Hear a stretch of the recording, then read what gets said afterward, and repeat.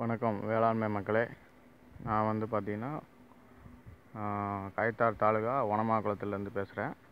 இப்போ பார்த்திங்கன்னா எங்கள் வயலில் வந்து இது எல்பிஜி 932 உளுந்து ரகம் நாங்கள் போட்டிருக்கோம். இப்போ வந்து மழை பெஞ்சி இன்றைக்கி செடியெல்லாம் முளைச்சிருக்கு. எப்படி பாருங்கள், விளைஞ்சிருக்குன்னு பாருங்கள். இது மற்ற செடிகளுக்கும் நம்ம வம்பன் 8 வம்பன் 11 இந்த ரகத்துக்கும் இதுக்கும் என்ன வித்தியாசம்னு பார்த்தீங்கன்னா, இது இலை வந்து அதை விட நல்ல ஒரு டார்க் பச்சையாக இருக்கும். பார்க்குறதுக்கே துளிப்பாக தெரியும். நாங்கள் போட்டிருக்கோம். நான் வந்து விதை வந்து ஆந்திராவிலேருந்து தான் வாங்கின விதையை பார்த்தீங்கன்னா, நான் வந்து இதுக்கு 16 கிலோ போட்டிருக்கேன். இது வந்து 2 ஏக்கருக்கு தனி உளுந்து தான் போட்டிருக்கேன்.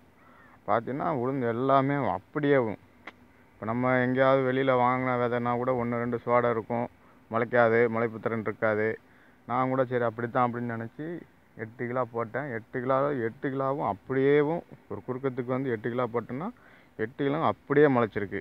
விதை வந்து எந்த வித ஃபால்ட்டும் இல்லாமல் நல்லா முளைச்சிருக்கு. இன்னும் இதில் ஈல்டு தான் எப்படி வருதுன்னு நான் பார்க்கணும். ஈல்டு வந்ததுக்கப்புறம் நான் உங்களுக்கு அடுத்த வீடியோ பதிவு போடுறேன்.